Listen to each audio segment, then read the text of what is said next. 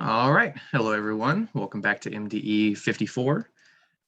So since this week we're covering stuff from chapter 8, which quite honestly, I don't really feel the need to go into really much more detail in an MDE course. There's not a lot of backtracking we can do.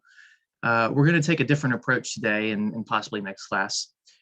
So today, what we're going to do is I'm going to call it a review, but I'm also going to call it a review involving problems that you can just run into in the real world, whether it's in literally this classroom or just going to the grocery store or going to go check out a gym membership with 2 options or just talking about inflation rates, anything like that. So we're going to do about 9 examples and then we'll call it a day. Some have multiple parts. And then next time, we're probably actually going to talk about some stuff from chapter 9, even though we won't need to have talked about chapter 9 first, because it's just going to be basic Excel math, most of which we've already seen, just with an extra column or 2. So with that being said, let's go ahead and get into it. So some real world review examples. And I was actually looking at this a couple days ago.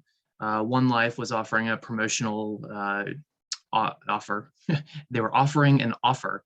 So they were offering a promotional discount where instead of, I think, $250 for joining at the $30 rate, they were only going to make you put $100 down. And then I think the other one was $100 down at the $40 rate was reduced to $50 down. And I've seen this come up a couple different times. So it's not the first time that this has happened, and it won't be the last. So One Life offers 2 different membership options during these occasional specials. One is going to run you $30 per month, so probably $29.99, but we're just calling it 30 for the sake of simplicity, with an initial $100 down payment. The other option is you will pay $40 on a monthly basis, but you only have to put $50 down. Now, a lot of people will look at that and say, oh, I only have to pay $50 up front. I'm going to take that and just pay the $40 monthly.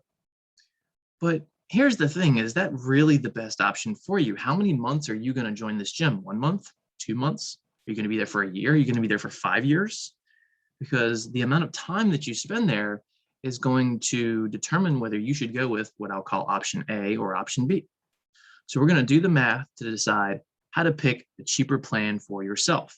Notice I don't say you're going to be there 15 months.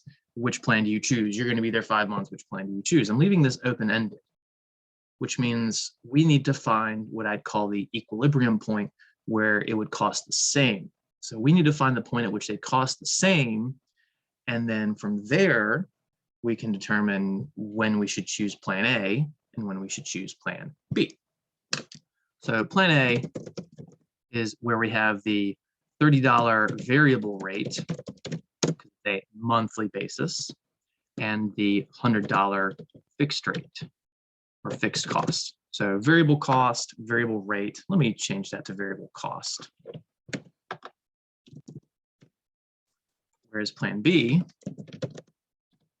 has the higher variable cost, but the lower fixed cost. And of course, all of these are in dollars. We like to put our units when we are dealing with quantitative reasoning. So $30 variable cost or with a $100 fixed cost versus $40 variable cost and a $50 fixed cost. So what we need to do is look at the total cost of plan A. We need to look at the total cost of plan B. So the total cost A is going to be equal to the variable cost plus the fixed cost. But remember, a variable cost isn't just that $30, it's $30 times the variable. So you can use whatever letter in the world you like, X, A, B, M. I'm going to go M for number of months. So we'll say the variable cost is $30 times M. So again, M being the number of months, plus the fixed cost. So this is the standard linear model we talked about throughout chapter 5. It's a variable amount plus the fixed amount, where the 30M is going to be the variable amount. 30 times the number of months, $30 times the number of months. So that means if you go for 1 month, you're paying $30, 30 times 1. If you go for 2 months, that's 30 times 2, $60. 3 months, that would be 30 times 3, which would be $90. But then you also have to add in that initial fee of 100, meaning it would have been 130 or 160 or 190. Then the total cost B would be its variable cost of $40 per month times the number of months, plus its fixed cost of $50. Now it's not $50 per month, it's just $50. And then if you want to say somewhere where M is the number of months, this is us being very thorough. All right, so I mentioned earlier, we want to find the what I call the equilibrium point, where plan A would cost the exact amount of plan B, because before that number of months, one is going to be cheaper than the other, and after that number of months, vice versa. So let's set the total cost of A equal to the total cost of B, TC being total cost. So that's what we're going to do. We're going to set the equation for the total cost of A equal to the equation for the total cost of B. So we get 30M plus 100 is equal to 40M plus 50. And then from here, we're just going to do our basic algebra. So we want to solve for M. We got 30M on the left, 40M on the right. So it doesn't matter which way we move things. I like to keep things positive for the variable. So let's subtract 30M on both sides. Those would cancel, giving us 100 on the left equals 40 minus 30 is 10. But we still have the variable M. We're going to bring down to 50. But we can't just leave it as 10M50. Make sure you have your plus sign there. Then let's, oh, I meant to change colors there. That's my bad. Go back to black. 100 equals 10M plus our 50. There we go. Now we will subtract. We want to keep the variables all on one side and the constants on the other. So let's subtract 50 on both sides, which will give us 50 is equal to 10M. And then we're going to divide both sides by the 10.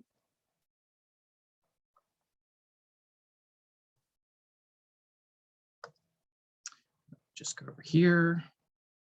50 divided by 10 is 5. So 5 is equal to M. The 10s here would cancel. 10, anything divided by itself is always 1.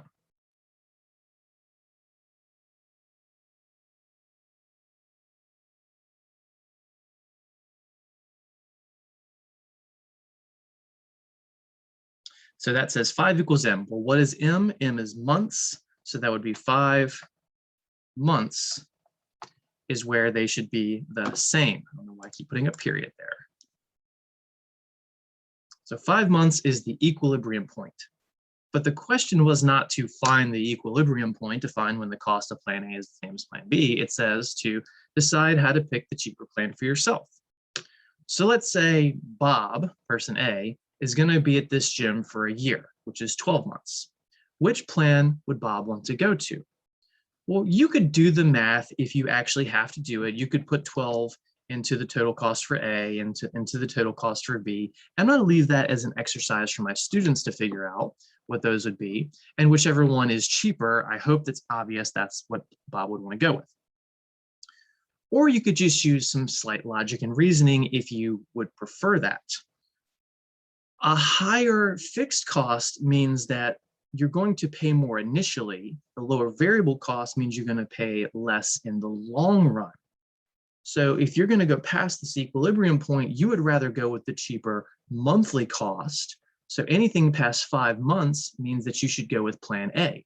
You would want to only pay $30 a month. You'd rather go ahead and pay that $100 up front, just get that balloon payment out of the way, because if you're going to be here for 12 months, 24 months, 36 months, 100 months, however long, 10 years, who knows, you want to go with that lower variable rate. But if you're only going to go to this gym for 2 or 3 months, maybe you like swimming in the summertime, but when it's not warm enough to swim outside, you got to find an indoor pool. So maybe you're just going to join One Life for like 3 months, you know, December, January, February, or even 4 months, December through March. then maybe you want to take that lower fixed cost with a higher variable rate to save yourself 10 or 20 or 30 bucks. So again, I'm not saying plan A is better. I'm not saying plan B is better. It depends on what you are going to do. Are you going to be at this gym for 1, 2, 3, or 4 months? Then go with plan B. Take the lower fixed cost, the lower upfront cost. Are you going to be here long term? Then you need to take the lower variable cost. And One Life is not the only type of place that offers these kind of A and B options. Cell phone plans, you'll see them out there. All right. Example 2. Sorry, I've got my windows open because it's a nice day. I don't know if you heard that motorcycle, but I definitely did. Bob has the following averages in his Math 154 course. 75 for his My Math Lab homework, 40 for his Excel homework. Bob must not be doing all his Excel homework. 85 for the quizzes, 100 for his participation. I like to think that everybody's getting hundreds. That's not always the case. And he got an 81 on his midterm. And we ask, what is Bob's current average? Now, I didn't actually give you what the weights are for this because it's in your syllabus. It's something that I would hope you know at this point in the semester. Now, if this was an exam problem or a homework problem, of course, those numbers would be in front of you. Maybe not a quiz problem because you would have resources to look up. But the weights, just as an FYI, the My Math Lab homeworks are 15%. The Excel homeworks are also 15%. Your quizzes are also 15%. Your participation is 10%. Your midterm, as well as the final, is 20%. The only thing left over is the project, which is 5%, coming up soon. So what's his current average? Well, our weighted average, you were supposed to remember that formula. That is something you're supposed to have memorized. It's the sum products of the weights times the data values divided by the weights. Now remember, for these percentages, the 15s, the 10s, the 20s, you can have them as decimals, so 0.15, 0.1, and 0.2, or as whole numbers, 15s, 10s, and 20s, as long as you're consistent. I'm going to go with whole numbers, just because that's what I'm going to do today. So it'll be 15 times the 75. So that's our My Math Lab homework.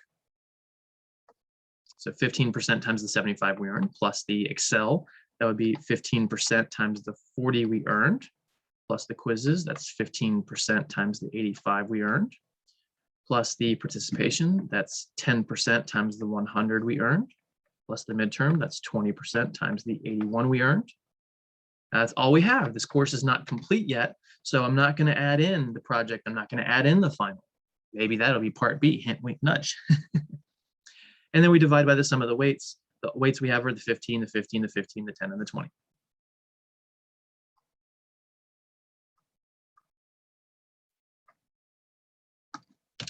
And I'm going to go ahead and pull out a calculator just to keep us moving along. Trusty TI-83.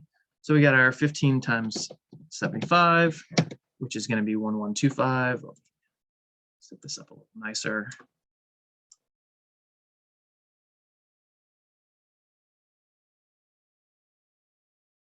There we go. So 1125 plus the 15 times our 40, which is going to be 600, plus the 15. Oh yeah, I can't do that. I'm just going to use my mouse. 15 times 85. That's going to be 1275. Then the 10 times 100 is obviously 1,000. The 20 times the 81 is going to be 1620. Oh, shoot.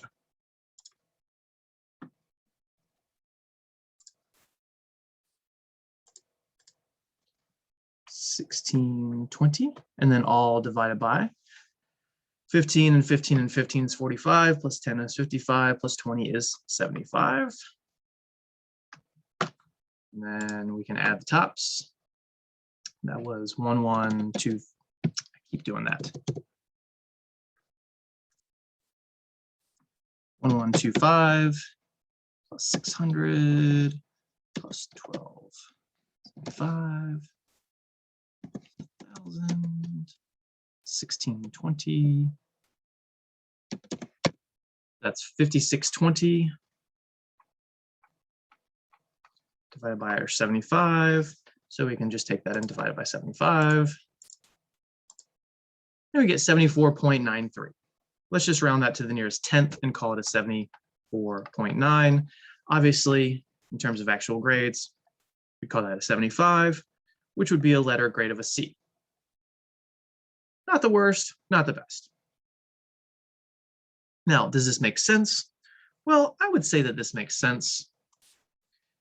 We've got a midterm of a super low B. My math lab is a C. Our quizzes is kind of a mid-range C. Participation doesn't really count for too much, so that's nice. But that Excel homework is really going to drag us down. If that Excel homework had been, say, an 80, that could have the potential to have brought us up to a low B.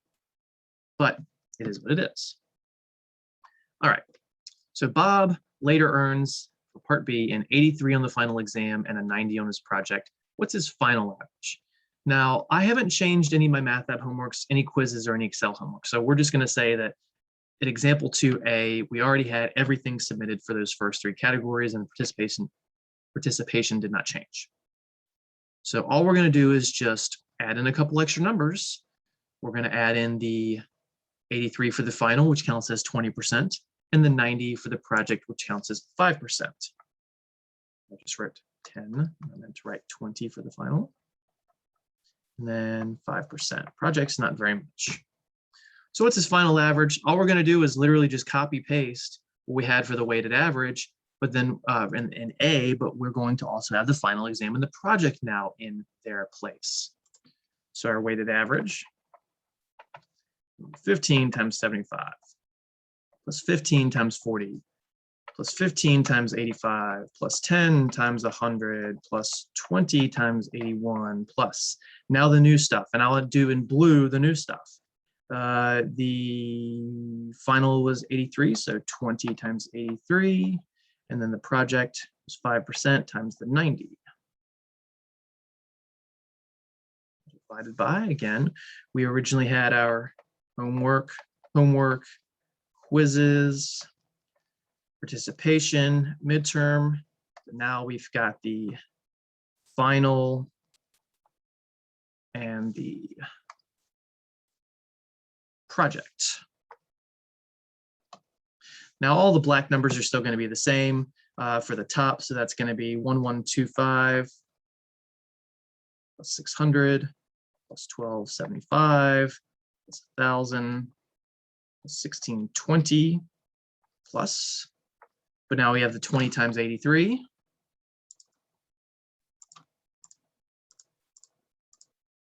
Which is going to be 1660, and then the 5 times the 10 is going to be 50. So 1660 and 50 will be new numbers. 1660 and 50, and then all over. Now I'm going to go ahead and combine the bottoms. The original denominator was 75. We're now adding a 20, which is 95, and another 5, which is 100. Shouldn't really be a surprise. When you have a full class, you're accounting for all 100 percentage points. So our weighted average. So the original top was 5620. That's the sum of all these black numbers. I can just add the two blue numbers. So that was 5620 plus the 1660, which you can't see on my screen currently, plus the 50. And that'll be 7330 divided by, not 50, 100. And actually, this is pretty easy to divide. Dividing by 100 just moves the decimal left twice, so we get a 73.3.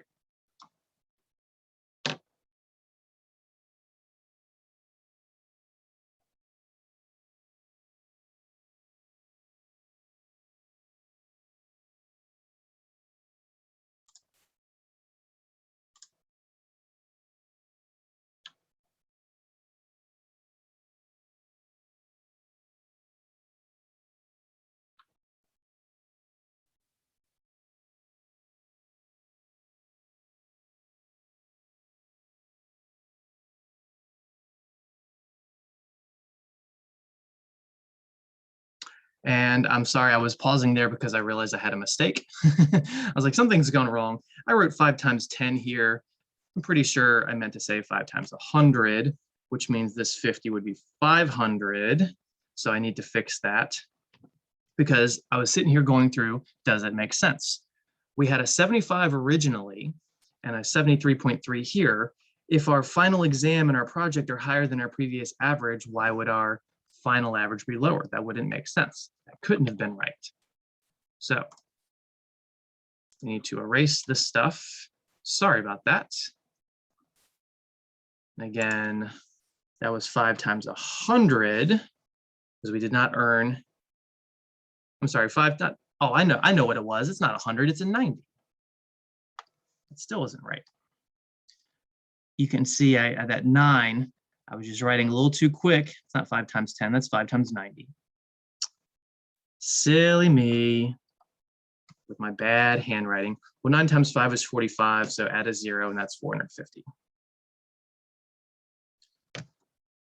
All right, so that was 5620 for the black numbers originally in the top. So let's take our 5620, sorry about that again, plus the 1660, those are the final points, plus the 450, which gives the top being actually 7730, divided by 100. Then when we move the decimal left twice, we get 77.3, which would be about a 77, which would still be a C, but a slightly higher C. So see how I made a mistake here, and like I've said in this class many times, I like to make some mistakes intentionally, some accidentally. This was an accidental one. But when I looked at the answer, I knew to ask myself, does it make sense? And it didn't make sense. My weighted average should not have been lower since I made higher grades. So we still have a C. The slightly higher final exam grade versus the midterm grade, the slightly higher project weren't enough at this point to bring our grade up a full letter. We would have needed maybe to have some higher Excel grades or a couple higher my math lab grades, something like that. All right. Example 3. We're at the grocery store and considering 2 brands of eggs. One is $3.50 for a dozen, and the other is $5 for 18 eggs. What is the better value? Notice I don't say what's the better egg. We're not considering quality here. So maybe one of these brands is going to be, you're going to get those nice orange organic yolks, and the other is just your super cheap eggs that are in facilities that aren't the best. We're just looking for the best cost per unit, which is exactly what we do here. We take the costs and divide it by how much we get. So for what we'll call A, that's where we're going to have $3.50 for a dozen. We take the cost, we divide it by how much we get. So it's $3.50 divided by 12.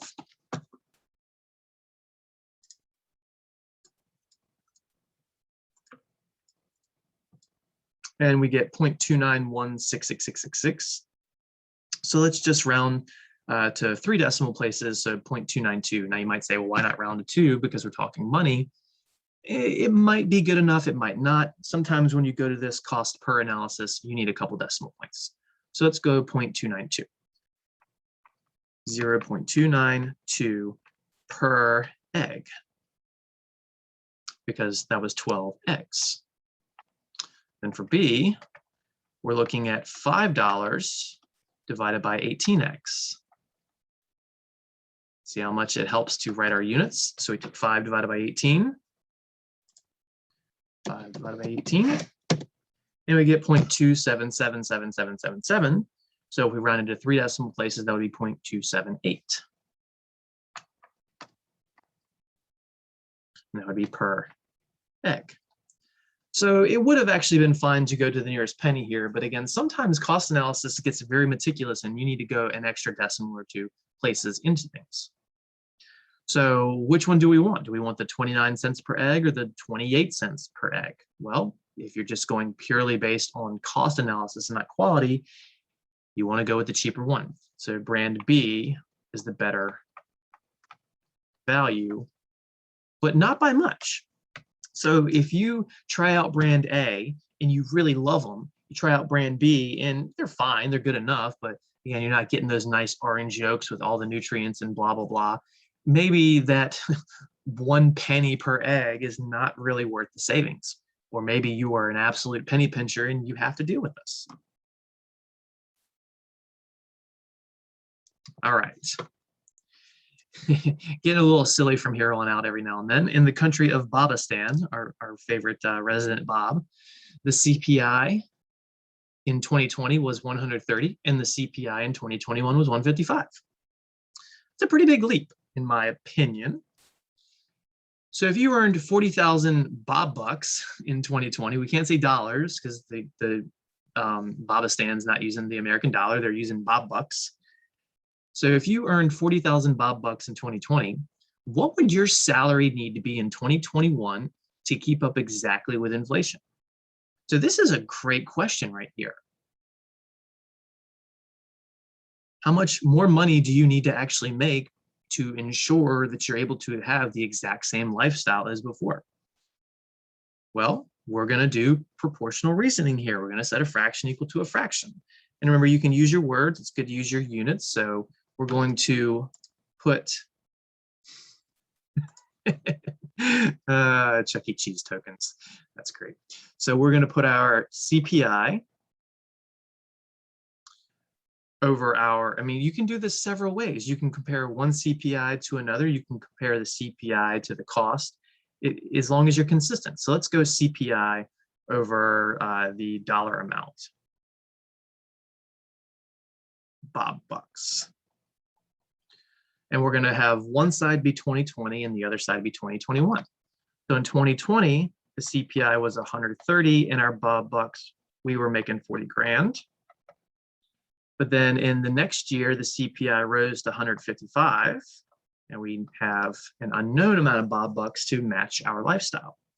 Well, we're just going to cross multiply this. CM means cross multiply. So we take the 130 times the X. We take the 155 times the 40,000. I'm going to go ahead and multiply that. 130 times, not 130, excuse me, 155 times the 40 grand. That's 620 and then 4 more zeros. So if you want to put commas in here just to help you, that's 6,200,000. And then this is a nice easy linear equation. We're going to divide both sides by 130 so that the 130s will cancel. And then we'll get X is equal to, we got to do the math. We can just divide that by 130.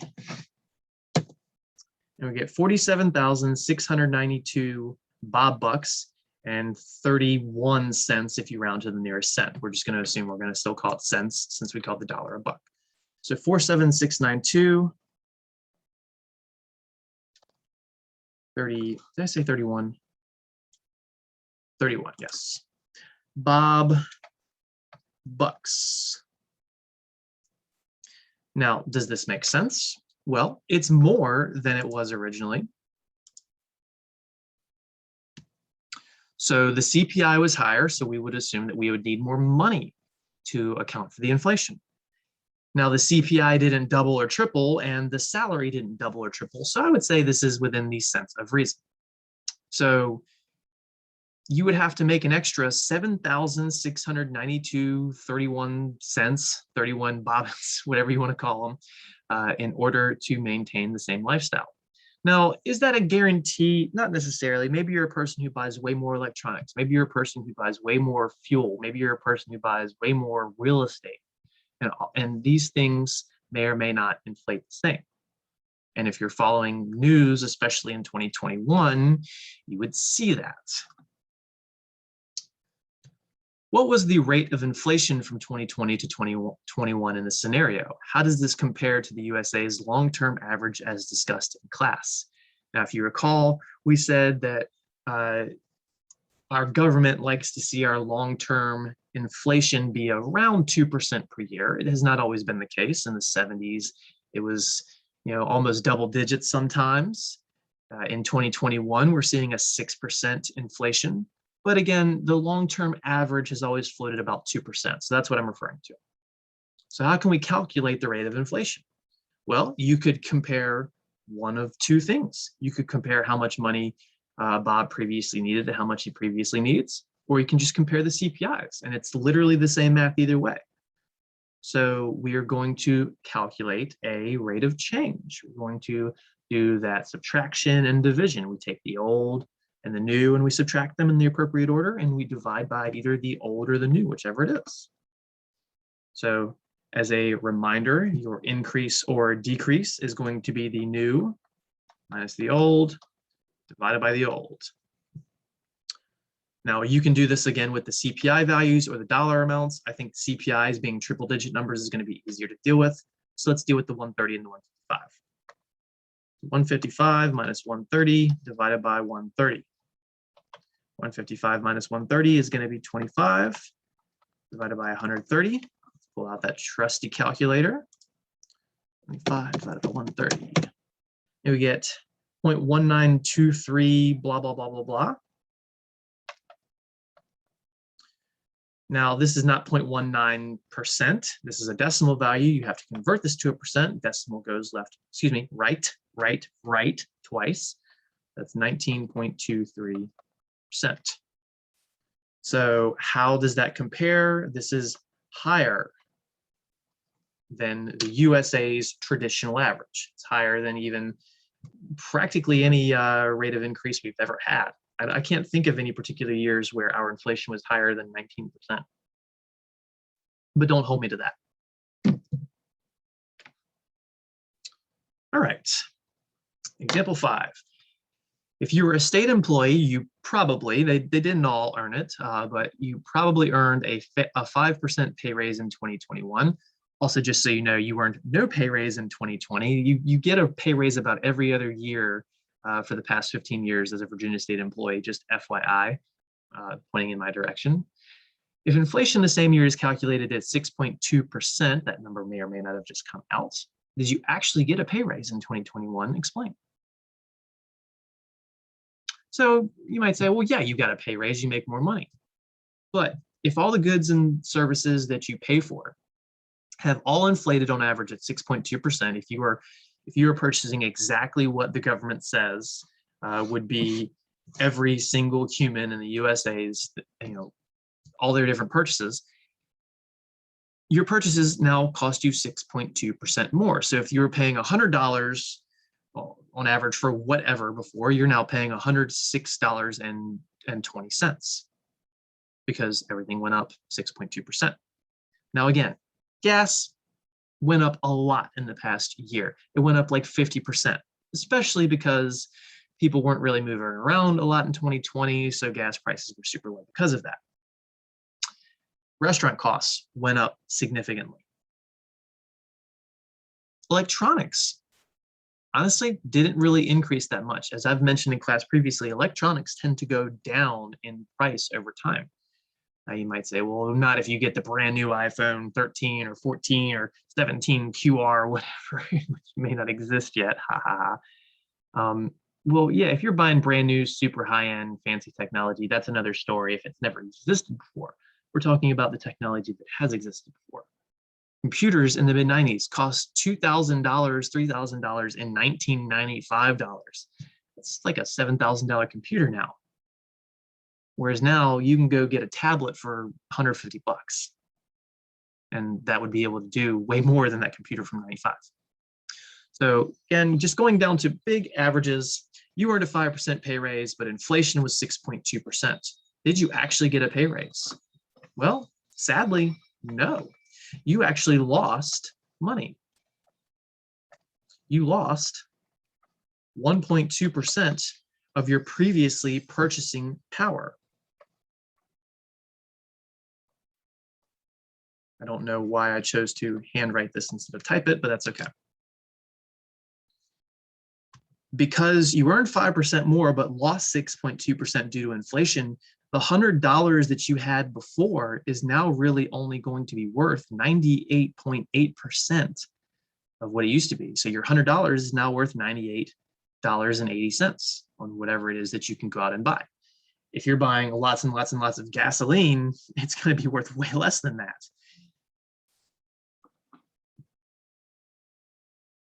Do all goods inflate the same from year to year? I already answered this as part of the previous question, so this was just kind of a kicker. No, not at all. Now you might say, well, fuel inflated insanely this year. That doesn't mean it's going to be the same next year. It could drop 20% next year because of the overinflation that we felt from this year. Maybe people start traveling less because of that massive increased fuel cost. Maybe people stop dining out so much because everything costs 40% more if you're going to a nice restaurant. Chains didn't really increase that 30–40%. So on average, it might not be as significant. But then you also have the high turnover rate with employees at these restaurants. And a lot of places are offering, not necessarily the best service because of brand new employees, way too many people wanting to go there, not enough employees. And it's just out of their control. I'm not saying that's a bad thing and these people should be shamed for that. So it's not at all what I'm saying. It's out of their control. Insurance costs, they inflate differently. Medical expenses, they inflate differently. The cost of tuition at schools, they inflate differently. The past couple of years, we've had a tuition freeze in most states, but that's probably not going to last forever. We might have free community college in the next 5 or 10 years if that ever comes down the pipeline. If someone doesn't offer it, then not actually give it up. Maybe that would be a great thing for us one day. But no, all goods do not inflate the same. Real estate has gone up. Real estate has gone up because of supply and demand issues on top of lower interest rates overall. All right. Bob's significant other sends him to Floor & Decor, specific store, for some new tile. Bathroom tile, floor tile for the kitchen, whatever, who knows, who cares. The SO, we're going to say significant other, has measured the room that the tile is being replaced in to be 12 feet by 16 feet. How much tile does Bob need to buy exactly to cover the floor? Well, he needs, we're talking about a surface area here, which is just a length times a width. We're talking about a rectangular room. We're going to ignore any super minor details, little cutouts, little rectangles that don't need to be there in addition. We're just saying it's exactly rectangle. So he needs 12 feet by 16 feet. We're just taking 12 times 16. You can pull out your calculator if you need to. 12 times 16. And we get 192. So that's 192. I don't know why I just chose to do that. Let's be consistent. 192 feet, question mark? No, feet would be wrong. Because when you multiply units, you get units squared. We talked about that previously. So feet squared, or you can just call them square feet. So Bob needs to purchase 192 square feet of tile to cover this floor exactly. So Bob goes to the store and he has the intention of buying 192 square feet of tile. Bob comes home and eventually, after Bob puts everything down, he gets yelled at by the significant other because it wasn't enough to cover everything, because Bob probably made some miscuts on this tile cutter. Bob probably dropped a tile at some point and broke it, or there were these weird little sections you had to cut out, or maybe the room isn't perfectly symmetric, blah, blah, blah, whatever. So when you go to the store for your project, what you should do is buy a little more than you need. And most stores are nice enough that if you have any whole tiles, you can still return them. So how much more should you buy? Well, that's going to depend on your opinion. 10, 20%, 25%. These are numbers that contractors will throw around. I'm just going to go with 15% to kind of keep it in the middle. So Bob plans on purchasing an extra 15% to be safe for these miscuts, non-exact fits, dropping one because Bob's a little clumsy. Nobody's perfect. How much should Bob actually purchase? So we need to purchase an extra 15% of materials. So the extra, did it go away? There it is. Would be 15% times how much we needed originally to actually cover the floor, which was 192 square feet. Well, 15% as a decimal is 0.15. So that's 0.15 times 192.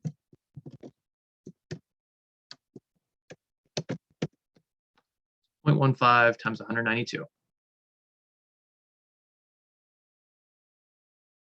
So we need an extra 28.8 square feet of materials.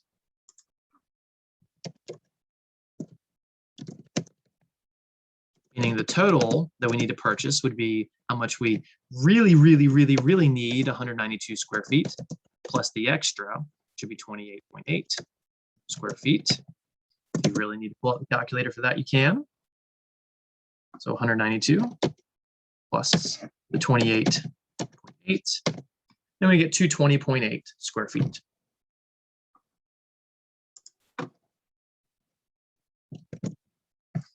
I might say, Mr. Beckner, why couldn't you have just taken a shortcut? Why couldn't you have just said, all right, well, we need 115% of materials, so you just take 1.15 times the base value of 192.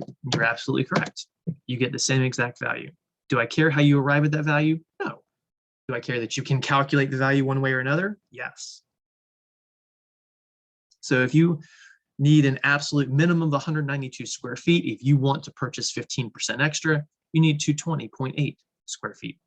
Maybe you're going to be ultra safe and say, I need 25% extra. 1.25 times the 220.8 means you should go and purchase 276 square feet.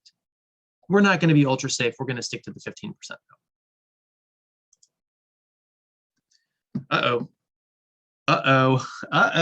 Bob goes to the store and all the tiles are measured in inches or square inches more appropriately. So square inches for the surface area, but then inches by inches. So 6 inches by 12 inches or 11 inches by 11 inches. Well, Bob's significant other didn't know this because they didn't go to store with them initially. They just said, oh yeah, it's, you know, this much by this much. Feet's easier to deal with. Let's stick with feet. So whatever is Bob to do? Well, Bob's going to need to do some unit conversions. He's going to need to convert his square inches to square feet or vice versa. And it doesn't matter which way, we're only going to do the math for one. In particular, the tile that Bob and his significant other have picked out measure 11 inches by 11 inches. So it's a square tile, but it's not a foot by a foot, it's almost a foot by almost a foot. How many tiles will Bob need to buy? So that's the ultimate question. How much are we actually going to purchase? And you could take this one step further. If the cost per tile is $1.10, multiply that out, but you'll get the point by that. All right, let me give myself a little more space here. Should be good. All right, so we know that we need 220.8 square feet, but we got to convert this to square inches. Let's convert this to square inches, and I hope that we remember, I really do, that 12 inches is 1 foot. So we take our 220.8 feet squared, and we got to do dimensional analysis out with the old and with the new. Because the old units are feet, that means we need feet going in the bottom, and the new units in the top we're converting to inches. And we know that 1 foot is 12 inches. So if you do the math here, you multiply the 220 by 0.8 by 12, you'll get a number, but it's not going to be good enough because feet squared is not going to cancel feet. Feet squared is only going to cancel with, feet is only going to cancel with one of the feet squared. So we have to do that multiplier twice. We have to multiply by 12 inches over 1 foot. Again, if we were dealing with cubic units, there'd be 3 of these. So then that second foot in the bottom will cancel with the second foot in the top. Now, if that's inches and that's inches, that means that our answer will be in inches squared. Anything times itself is itself squared. And we can just do the math, the product of 220.8 times 12 times 12, since those 12s are in the top. If the 12s have been in the bottom, we divide. And we get big number, 31795.2. 31795.2 square inches. A whole lot of square inches. So this is how much we need. But how many tiles is this? Well, each tile is 11 inches by 11 inches. One tile is 11 inches times 11 inches. 11 times 11 is 121. Inches times inches is inches squared. So we need to figure out how many tiles we need. We need this much inches squared total, where one tile is this many inches squared total. All we got to do is just divide them. We want to cancel the units out. So the number of tiles would be the 31795.2 inches squared.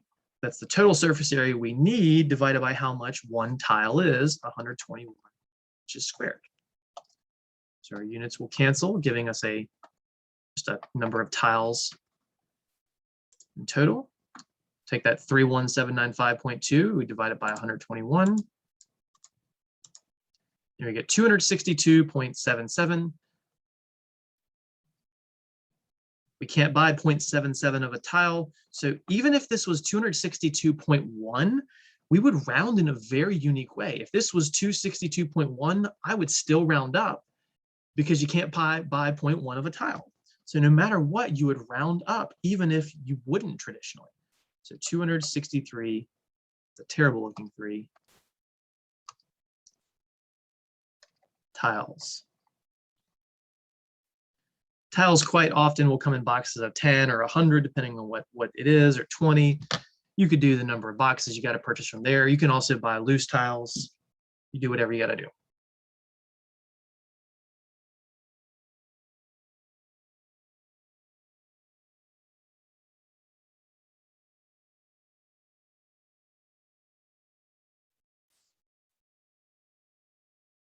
All right.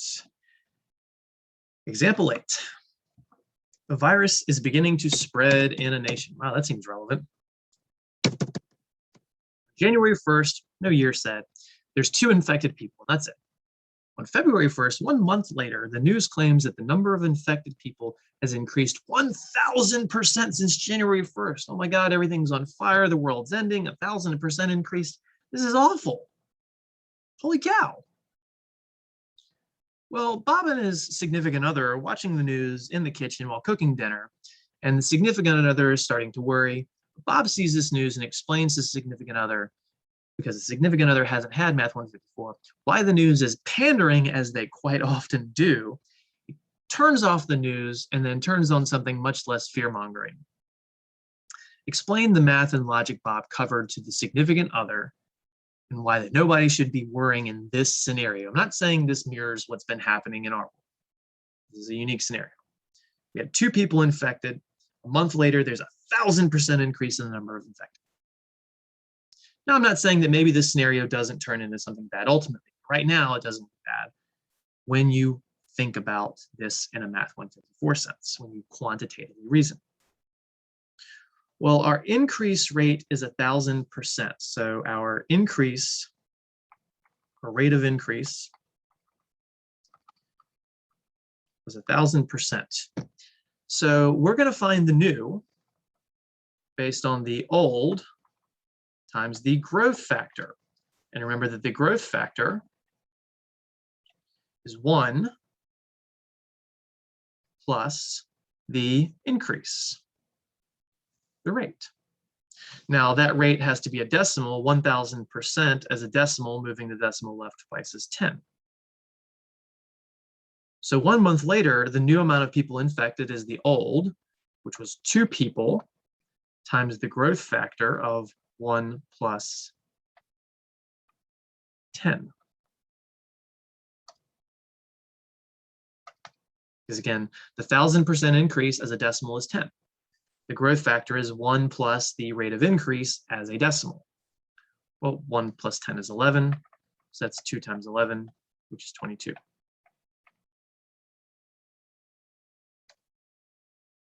So on February 1st, there's 22 people infected.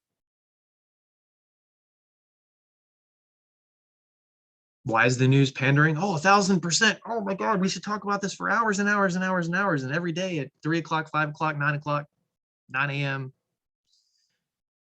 Well, you went from 2 people to 22 people. That's 20 more people that got infected.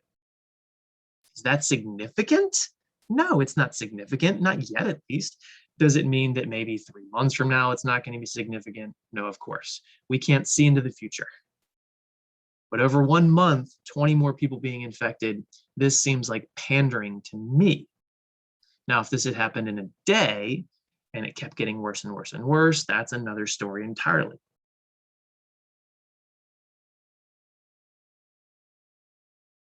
So this is why we turned the news off for this particular example. All right, last problem for the day, and we'll let you out.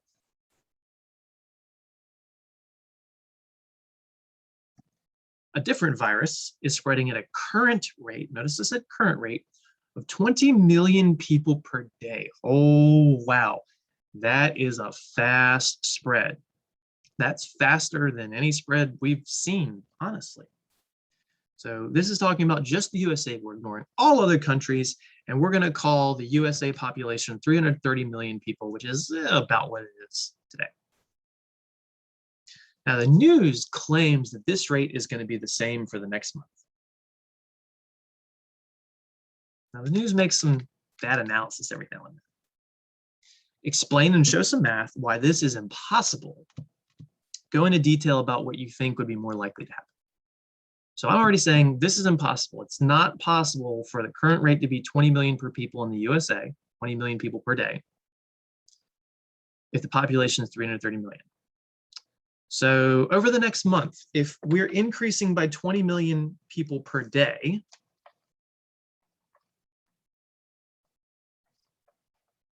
how many days are in a month? Well, let's go with the average of 30. You might say 30, 31, whatever. So there's 30 days per month.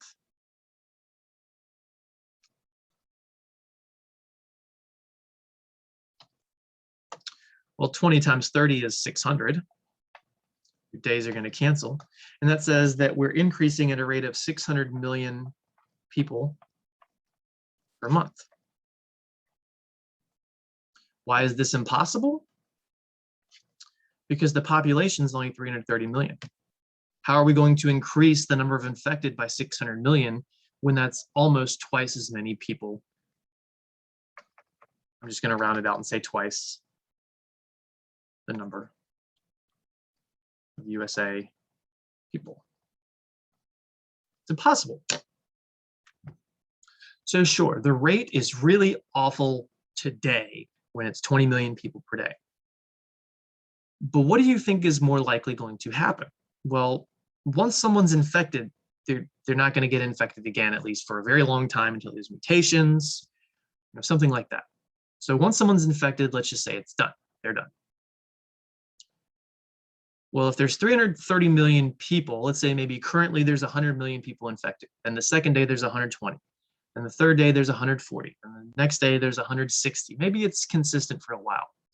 But eventually, the infected people are going to be around a lot less people that aren't infected. They're going to be around mostly infected people, which means they're not going to spread it as much. So eventually, I'm not going to be able to do this. I'll have to handwrite it. That's okay. The rate has to slow down since there's less people to infect. Now, this is either A, because they've already been infected, B, because they've been vaccinated, C, whatever. But it's going to slow down, and it's going to slow down, and it's going to slow down until eventually it's almost nothing. Now, mutations happen, and people can get infected again, but we're just looking at a short-term claim here. The news claiming that the 20 million people per day infection is going to continue is literally impossible. It has to slow down, and it's going to have to slow down pretty soon.